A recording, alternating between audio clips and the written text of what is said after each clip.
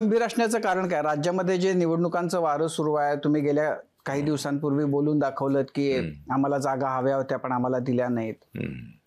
तुम्हाला म्हणजे त्याच्यामुळं गंभीर आहात का आणखीन एरवी काही कारण आहे? नाही, गंभीर नाही. आता गंभीर म्हणजे मी अनेक वेळेला गंभीर असतो, कारण काही वेळेला गंभीर राहणं राजकारणामध्ये अत्यंत आवश्यक असतं.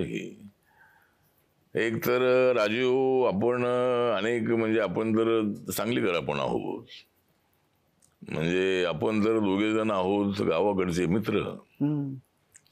आपण जर दोघे आहोत गावाकडचे मित्र, पण मुंबईत आल्यानंतर बदललंय दोघांचंही चित्र. तर ठीक आहे, तर आता मी गंभीर नाही, पण आज माननीय प्रधानमंत्री नरेंद्र मोदींचं भाषण अत्यंत चांगलं झालं आणि देशाला 2047 पर्यंत कसं पुढे घेऊन जायचं आहे.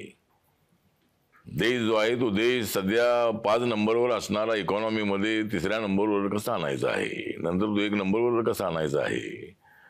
आणि रिझर्व्ह बँकेच्या संबंधामध्ये राजीव असा आहे की बाबासाहेब आंबेडकरांनीच लंडन स्कूल ऑफ इकॉनॉमिक्समध्ये शिकत असताना बाबासाहेब आंबेडकरांनीच एक रिझर्व्ह बँकेची संकल्पना मांडली होती.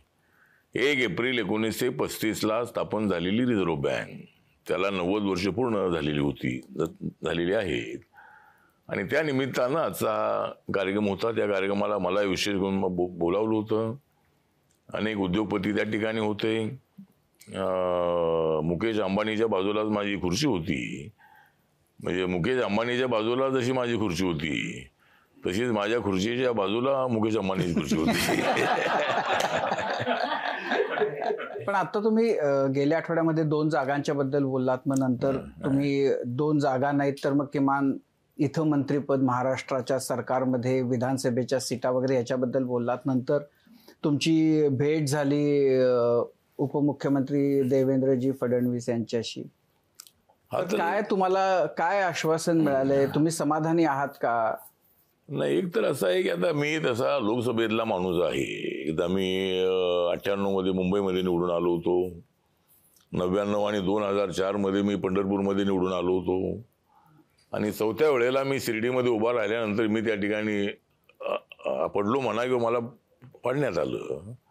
नाही, पण तुम्हाला जागा मिळाली नाही त्याच्याबद्दल तुम्ही बोलला होतात का? आग्रह धरला होतात का? कुणाशी बोलला होतात? बोललो होतो ना, किमान शिर्डी द्या असं तुम्ही म्हणाला होतात. हा, मी शिर्डी द्या तर आता मी माननीय प्रधानमंत्र्यांशी बोललो होतो.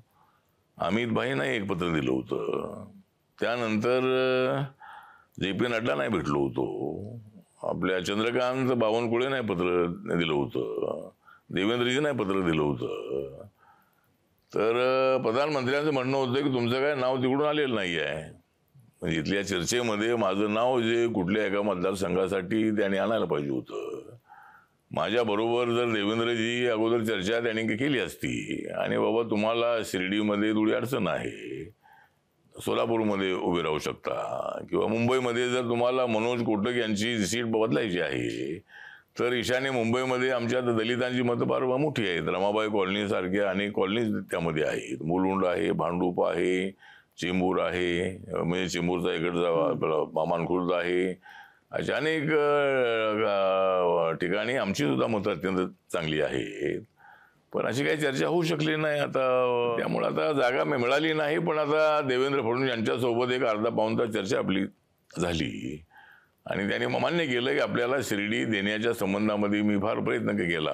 पण एकनाथ शिंदे यांनी आग्रह केला की माझ्यासोबत जे खासदार आलेले आहे तर त्यांना संधी देणं अत्यंत आवश्यक आहे. आणि सदाशिव लोखंडे त्या ठिकाणचे आमचे मित्रच आहेत. तर ते काय ते होऊ शकलं नाही. पण आता मला कॅबिनेट मंत्रिपद देण्यासाठी प्रयत्न करू असं त्यांनी सांगितलेलं आहे. त्यानंतर राज्यामध्ये विस्तार झाला तर एखादं मंत्रिपद देऊ हे सांगितलेलं आहे. नाही, असं आहे की तुम्ही आणि प्रकाश आंबेडकर तुमच्या वयामध्ये काय 2-5 वर्षांचं अंतर असेल, पण तुमच्या दोघांचं सगळं राजकारण एका पॅरलली जाताना महाराष्ट्रानं बघितलेलं आहे. तुमच्या दोघांचेही स्वतंत्र पक्ष, दोघंही दलित राजकारण मोठ्या प्रमाणात आजपर्यंत करत आलात.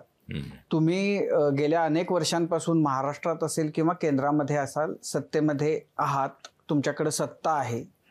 तुमच्याकडे आहे, पक्षाकडे किती आहे हा वेगळा भाग. बरोबर. पण आता या इलेक्शनमध्ये असं दिसलं की वंचितच्या मागं सगळी महाविकास आघाडी त्यांनी आपल्या बरोबर यावी याच्यासाठी आटापिटा करत होती.